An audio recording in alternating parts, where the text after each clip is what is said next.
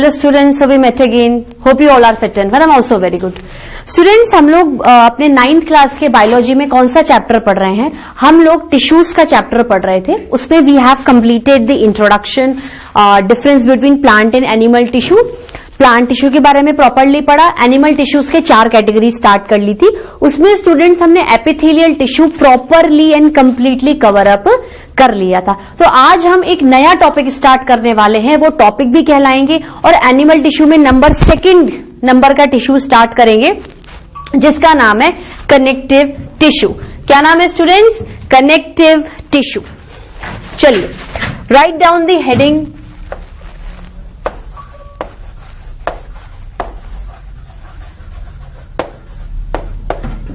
Connective tissue. Connective tissue. Connective tissue के नाम से आप क्या समझ रहे हो? क्योंकि जो नाम होता है बायोलॉजी में, अगर आप उसे टुकड़ों में समझे तो एक्चुअली उस नाम से ही आप बहुत चीजें प्रिडिक्ट कर सकते हैं. देखो, what do you mean by connective tissue? Connective का मतलब होता है कनेक्ट करना. कनेक्टिव का मतलब होता है कनेक्ट करना. आपकी टिश्यू आपकी बॉडी से रिलेटेड है. टिश्यू का मतलब होता है ग्रुप ऑफ सेल्स. तो ऐसे कुछ ग्रुप ऑफ सेल्स होंगे जो किसी दो चीजों को कनेक्शन में हेल्प कर रहे होंगे. किन्हीं दो चीजों का कनेक्शन उनकी कम्युनिकेशन को डिपिक्ट करता है. कोई चीजों का लेन देन या आदान प्रदान करना है, ट्रांसपोर्टेशन करना है तो करना है, और एक तरीके से एक कनेक्टिविटी क्रिएट कर देता है. शायद इसका काम इसके पास वाले से नहीं बन रहा होगा, इसलिए इसने इससे कनेक्टिविटी करी. अगर ये इसकी हेल्प कर रहा है तो एडजेसेंट वाला भी हेल्प करेगा. तो ये तो क्या था, प्रैक्टिकली बता रही थी मैं आपको. अगर बॉडी से रिलेटेड अगर हम समझे तो connective tissue is a tissue which actually connect 2 major structures या 2 major organs in our body. ठीक है. जनरली जब आप सेल टिश्यू से बाहर आ चुके हो तो ऑर्गन्स का ही कनेक्शन होगा ना. ऑर्गन सिस्टम तो ऑलरेडी कनेक्टेड होते हैं. तो दो चीजों के बीच में कनेक्शन दिखाना, उनके बीच में एक कनेक्टिविटी क्रिएट करना, एक कम्युनिकेशन क्रिएट करना, और दोनों के बीच में मटेरियल या सब्सटेंसेस का ट्रांसपोर्ट इनेबल करना. ठीक है. चलिए, तो अगर हम बात करें तो सबसे पहले हम क्या चीज लिखते हैं? We start. देखो, हमने अपने जो टिश्यू के टॉपिक में हर टॉपिक को वेरियस सब हेडिंग्स में डिवाइड किया है. इंट्रोडक्शन, कैरेक्टरिस्टिक में चूंकि टिश्यू ग्रुप ऑफ सेल्स का है तो अगर एक सेल को पढ़ लिया आपने तो टिश्यू के बारे में आपको ऑटोमेटिकली नॉलेज हो जाएगी. अगर वो चीज कोई मॉडिफिकेशन फॉलो कर रही है तो कर लो, और उस पर्टिकुलर टिश्यू की कहां लोकेशन है बॉडी में और उस लोकेशन के हिसाब से उसका काम क्या है. ठीक है. चलो,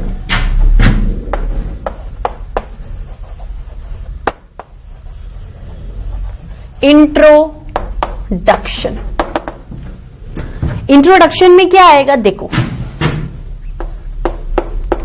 हम क्या कह सकते हैं? एपिथेलियल टिश्यू फर्स्ट टिश्यू पढ़ा था एनिमल टिश्यू में, तो it is the second tissue. ठीक है.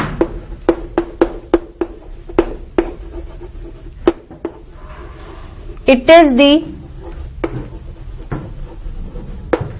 सेकेंड मोस्ट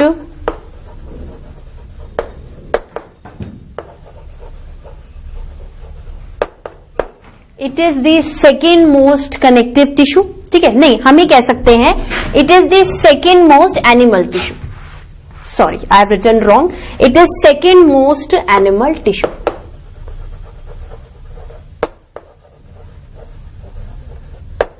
देखो, एपिथेलियल टिश्यू भी लगभग पूरी बॉडी में ही प्रेजेंट है, पर फिर भी शायद कहीं कहीं एब्सेंस शो कर रहा था.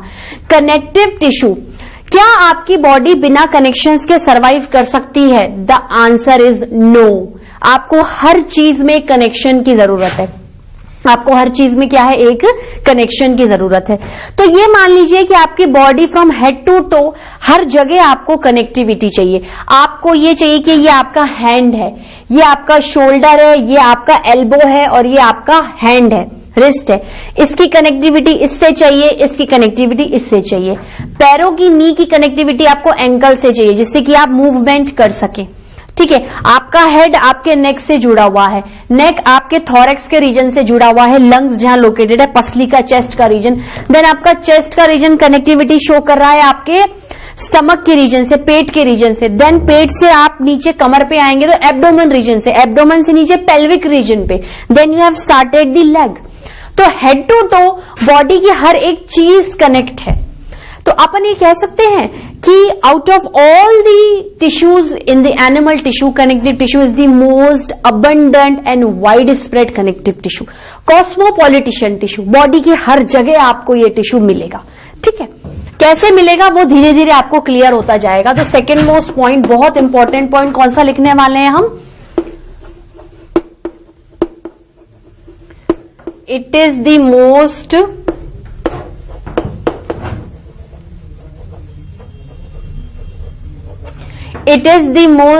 वाइड स्प्रेड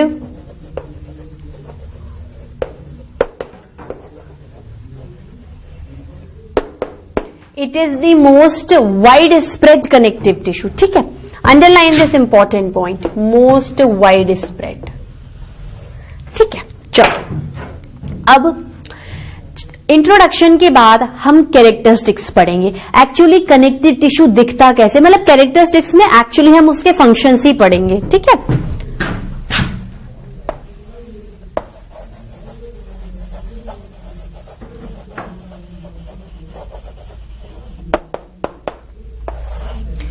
देखो, इस टिश्यू को पढ़ने के लिए एक लॉजिक क्लियर कर लेना। जैसे एपिथेलियल टिश्यू को पढ़ने के लिए क्या लॉजिक था कि एपिथेलियल टिश्यू का पहला वर्ड बता रहा है कि कितनी लेयर्स का कंपोज्ड है। भाई ग्रुप ऑफ सेल तो टिश्यू ही होंगे। सेकंड बताता था सेल की शेप क्या है।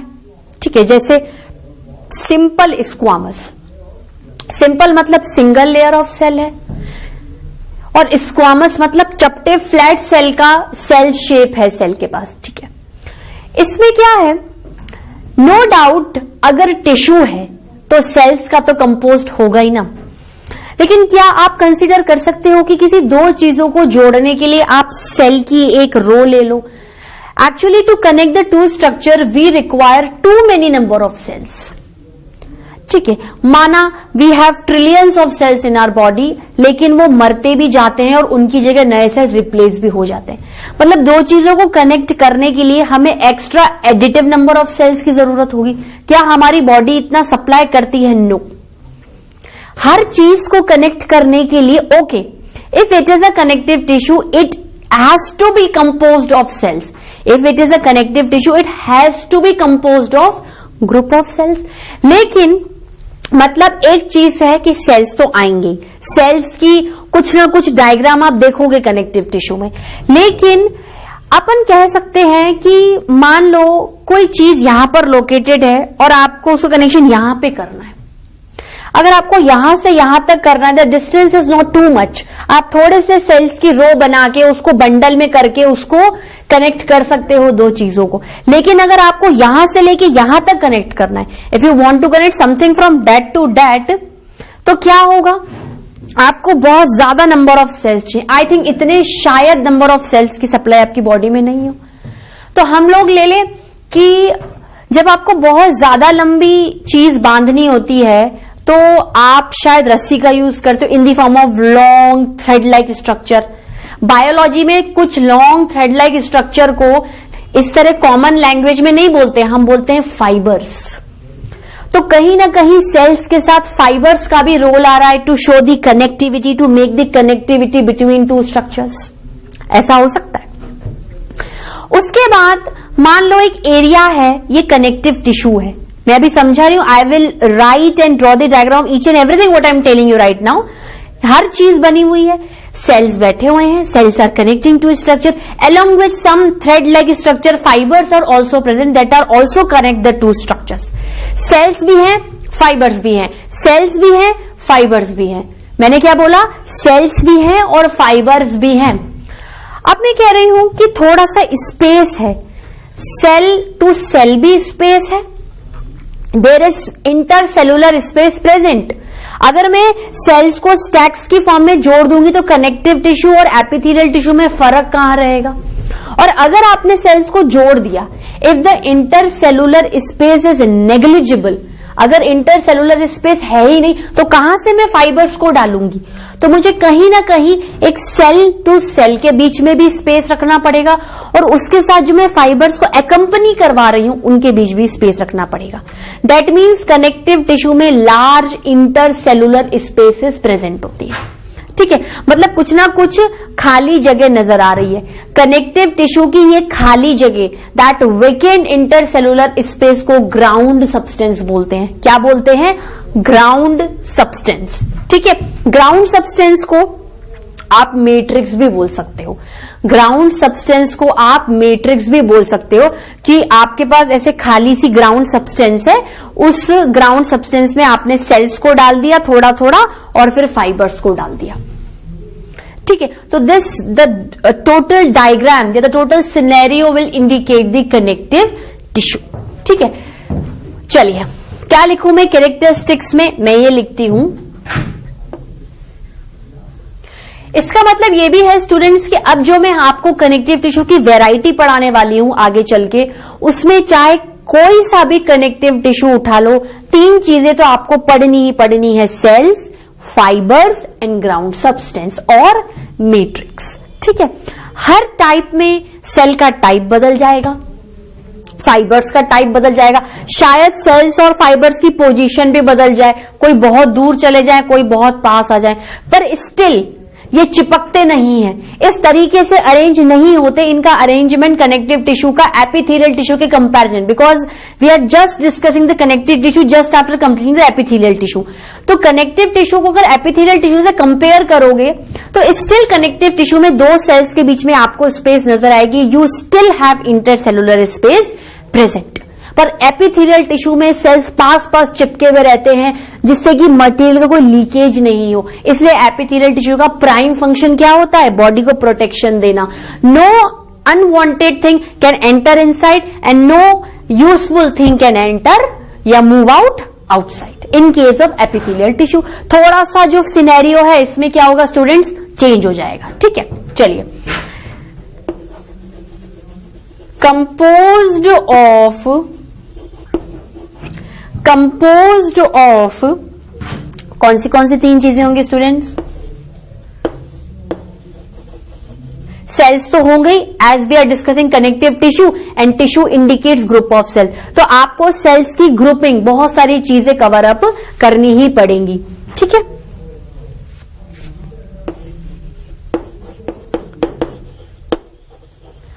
फाइबर्स, सेल्स के बाद क्या आ रहे हैं? Fibres. Fibres you can consider thin, long,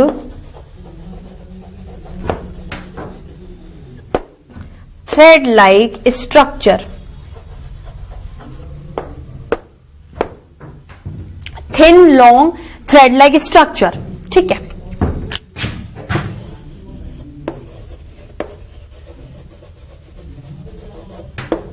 then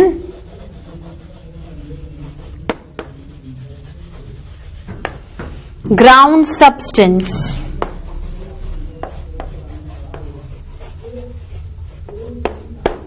or we can say matrix, मतलब कुछ ऐसा डायग्राम बनाऊं मैं स्टूडेंट्स। समझ लो ये एक ब्लॉक कनेक्टिव टिश्यू शो कर रहा है। मान लो माइक्रोस्कोप में आपने देखा भाई, माइक्रोस्कोप में सब चीजें दिख रही हैं, ये आपके लिए क्या है?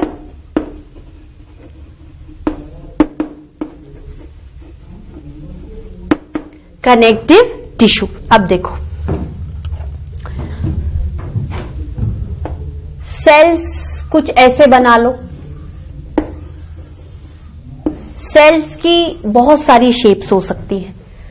If it is a cell it should have a nucleus and proper cytoplasm.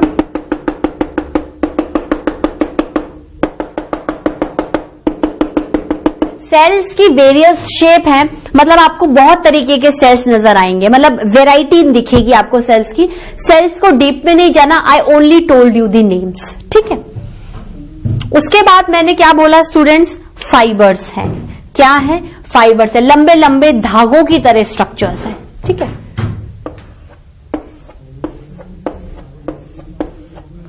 ऐसा कुछ है। ठीक है, तो तो चलिए, these are cells, these are fibers, sorry, FIBERS नहीं, fibers, fine, and this is जो ये vacant space है, this vacant space is actually the left intercellular space. Vacant space क्या है? इंटरसेलुलर स्पेस है, जिसे आप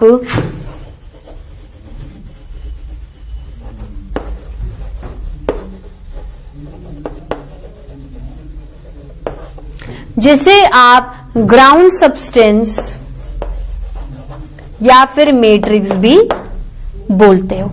ठीक है स्टूडेंट्स, अब मुझे एक बात बताओ,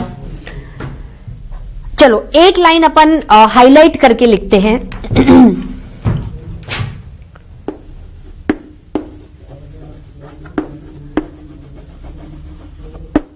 लार्ज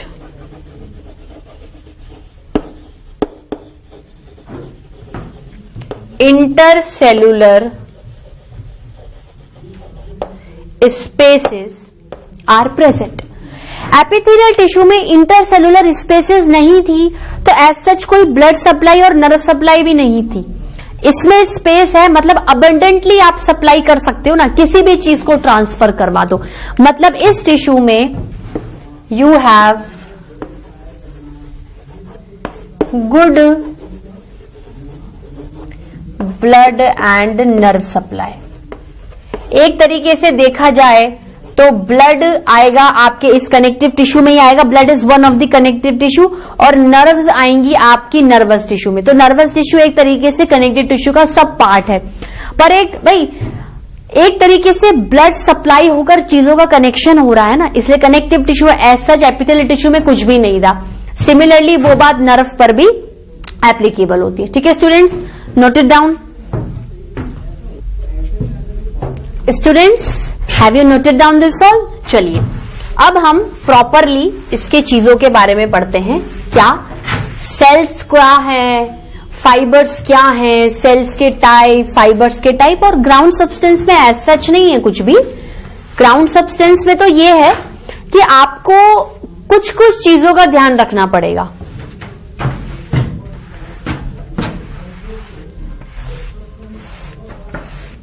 ठीक है स्टूडेंट्स, चलिए पढ़ते हैं।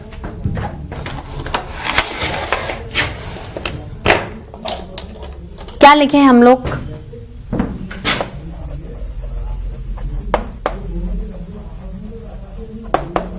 Components of connective tissue.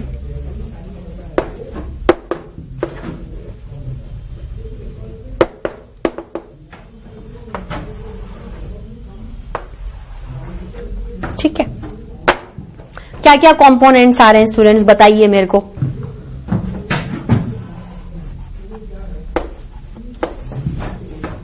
क्या है? सेल्स,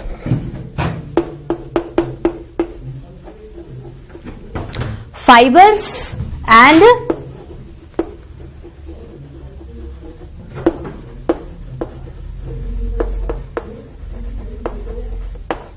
ग्राउंड सब्सटेंस या फिर मैट्रिक्स। ठीक है, चलिए मैं ये कह सकती हूं, सेल्स में अगर मैं इंट्रोडक्शन देना स्टार्ट करूं तो various kinds of cells are present with their various shapes and sizes. ठीक है,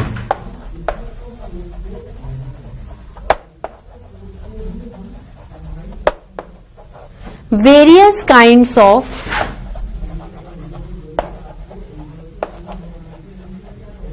cells are present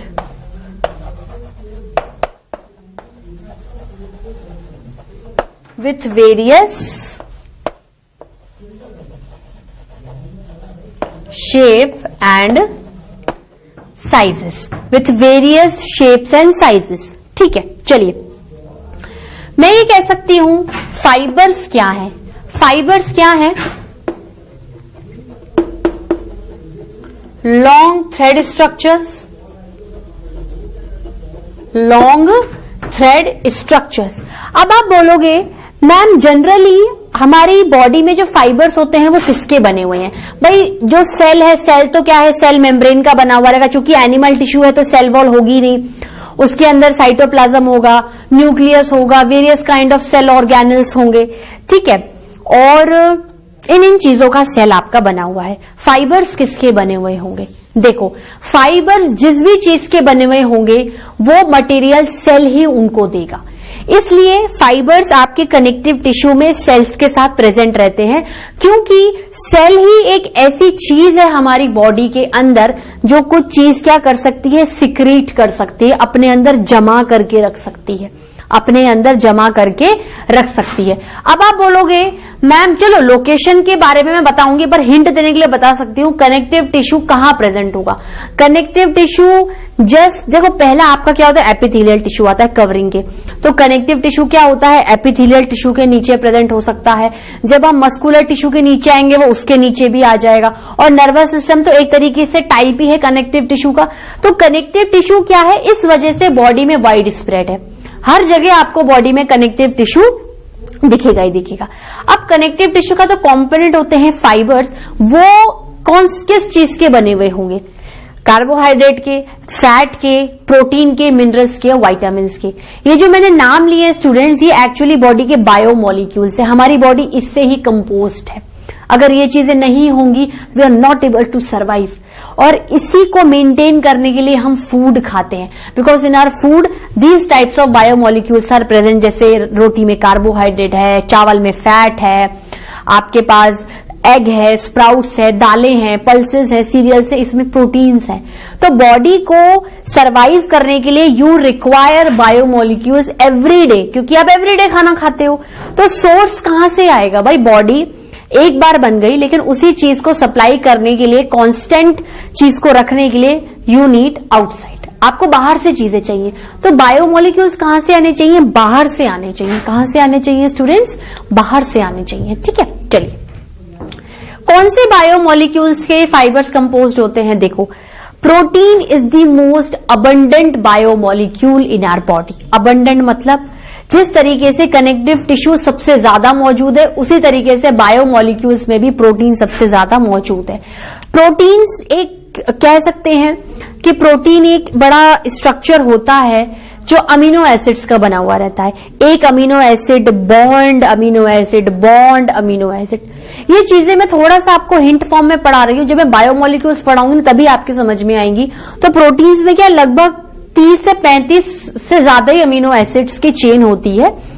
तो ये अमीनो एसिड्स क्या होते हैं, टाइटली बॉन्ड होते हैं एक दूसरे से, स्ट्रॉन्ग बॉन्ड होता है जिसे पेप्टाइड बॉन्ड बोलते हैं। एक amino acid bond, peptide bond का फिर एक अमीनो एसिड, ऐसे बहुत बड़ा स्ट्रक्चर होता है जिसे प्रोटीन कहते हैं। तो क्या होता है, ज्यादा चीजों का कॉम्बिनेशन है, ज्यादा यूनिटी है तो ज्यादा स्ट्रांगनेस है।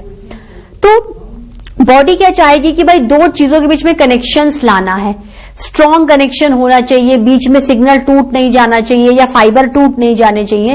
इसलिए सबसे ज्यादा जो मौजूद है, सबसे ज्यादा जो स्ट्रॉन्ग है उसका बनाओ, ठीक है। तो सबसे उसमें कौन नंबर 1 पे आता है, प्रोटीन। तो हम ये कह सकते हैं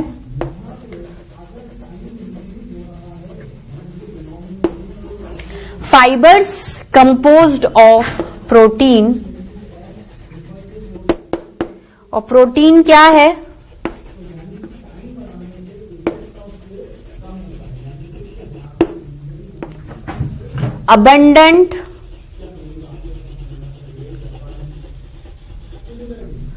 abundant बायोमोलिक्यूल और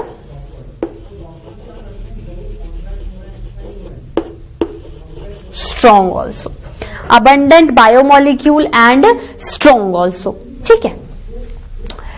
अब मुझे एक बात बताओ, ये जो फाइबर्स प्रोटीन के बने हुए थे, इनको प्रोटीन देता कौन है, इनको प्रोटीन देता कौन है। देखो सेल्स में बहुत सारी प्रॉपर्टीज होती हैं, उसके अंदर इनकी एक प्रॉपर्टी आती है। भाई फाइबर्स क्या है, एक्चुअली तो नॉन लिविंग थिंग है, पड़े हुए हैं, कनेक्शंस शो कर रहे हैं, पर सेल तो लिविंग है। सेल क्या है, लिविंग है ना, उसके अंदर चीजें हो रही है, मेटाबॉलिक एक्टिविटीज हो रही है। तो उन मेटाबॉलिक एक्टिविटीज में भरने की प्रॉपर्टी, सिक्रीशन की प्रॉपर्टी भी एक आती है। तो सेल्स प्रोटीन को सिक्रीट करते हैं और बाहर फाइबर्स को दे देते हैं। क्या करते हैं? फाइबर्स को दे देते हैं। तो हम ये क्या कह सकते हैं?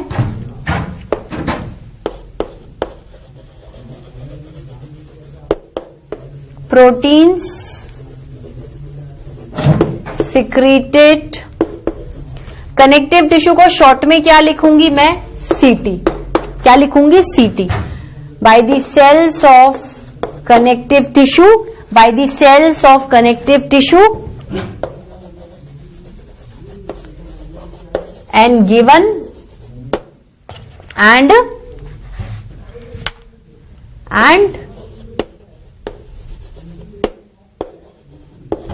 given to the fibers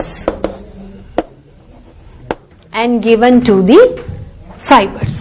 ठीक है, अब आप मुझे बताओ ग्राउंड सब्सटेंस क्या होता है? ग्राउंड सब्सटेंस मतलब vacant space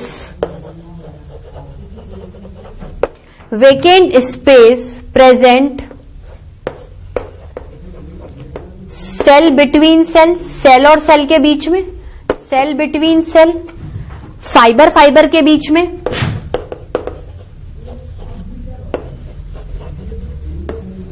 fibre between fibre, fibre between fibre.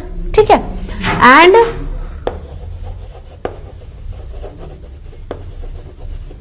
Cell between fibre, cell between fibre. ठीक है, अब मुझे एक बात बताओ, सेल किस किस तरीके से मौजूद होते हैं? देखो, मैं आपको क्या करती हूं, मैं सेल की है ना ये जो टॉपिक है यहां पर उठाती हूं। सेल्स क्या है? सेल्स में you have various shapes and sizes. देखो, various shapes with names, various shapes with names. देखो, जैसे कनेक्टिव टिश्यू में आपको एक फाइबर दिखेगा जो लॉन्ग स्पिंडल की तरह होगा। स्पिंडल शेप का मतलब होता है long thread like with pointed and, long thread like, लंबे हैं और पैने हैं, लॉन्ग थ्रेड लाइक विथ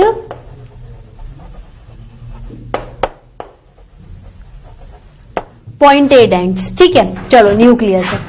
कोई होगा बड़ा ऐसे इरेगुलर शेप का, उसको बोलते हैं, देखो इसका नाम क्या होगा? इसका नाम होता है, सेल का नाम है फाइब्रोब्लास्ट, क्योंकि फाइबर की तरह है ना।